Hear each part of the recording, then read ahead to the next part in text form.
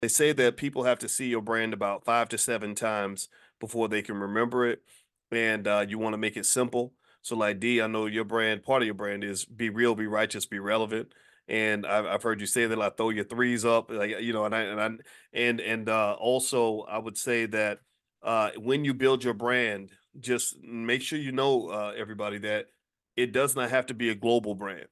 It really, if you talk about converting the product of fame into something that's monetizable. A lot of times you don't have to be famous everywhere, or your brand doesn't have to be known everywhere. You could literally have one little city where everybody in that city seen your brand 5 to 7 times, enough to identify it and see value in it, and give you actual revenue for that, right? So I can say this, just to add into what D's talking about. When I was sort of building my brand, I remember specifically saying, okay, I need to define my market very carefully, because number one, I knew I wasn't for everybody. And Mm, and I wasn't out here trying to be for everybody. I'm not cut mm, out like that. And I said, well, who am I for? What am I passionate about? What can I connect to? Who are the people that are going to understand me? And I said, okay, intelligent black people. Not all black people, not all people, period. And nothing against anybody else, but I said, people, the kinds of people that want to be smarter, that want their lives to be better. That anybody who looks around at the black community and thinks everything is okay, those mm. are not really my people. If you think everything's wonderful and perfect and we ain't got no problems to fix, I might not be your guy. But if you look around and you say, okay, you know what? We need more education. Black men and black women need to love each other. We need more wealth in our community. Wealth is important.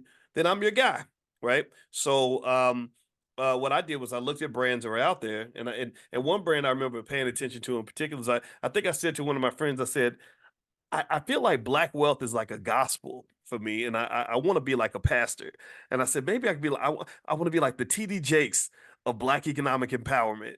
You know, and she said, "Yeah, that would be kind of cool." And I said, "Yeah, I think so too, because I could preach about that all day." And that kind of became like a focal point. And then I picked some core values, Mm, right? And so my core values that we established the Black Business School on is what we call the Black Core of Three, that we believe black people should educate our own children, create our own jobs, and support black owned businesses.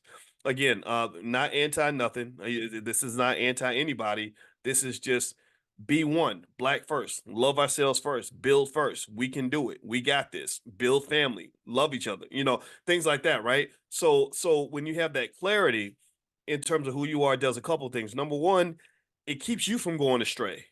Because mm. when you get, bigger, deal tell you, people approach you from all angles, offering you all kinds of stuff to go over here and go over there. You got to know what's for you first, so that you don't end up in a place where you don't belong. But then also, you want the world to know who you are first as well, so that they won't even come to you with no BS. People don't come to me with certain things because they know, oh, Dr. Boyce ain't gonna like that. That's right, because I already told you. I already told you where I'm at, where I live. I'm happy here. I ain't trying to get on TV over no silliness. You know what I mean? Like I'm here. Like this seat I'm in is the seat that matters to me.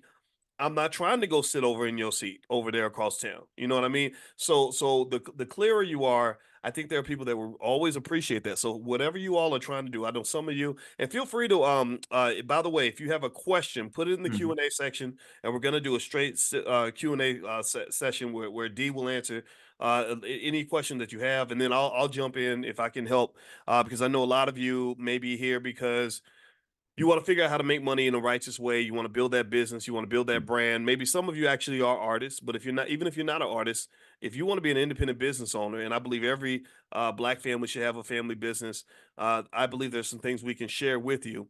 And so D, let's jump in. I want to ask you another question. So here's a question that was on my mind earlier.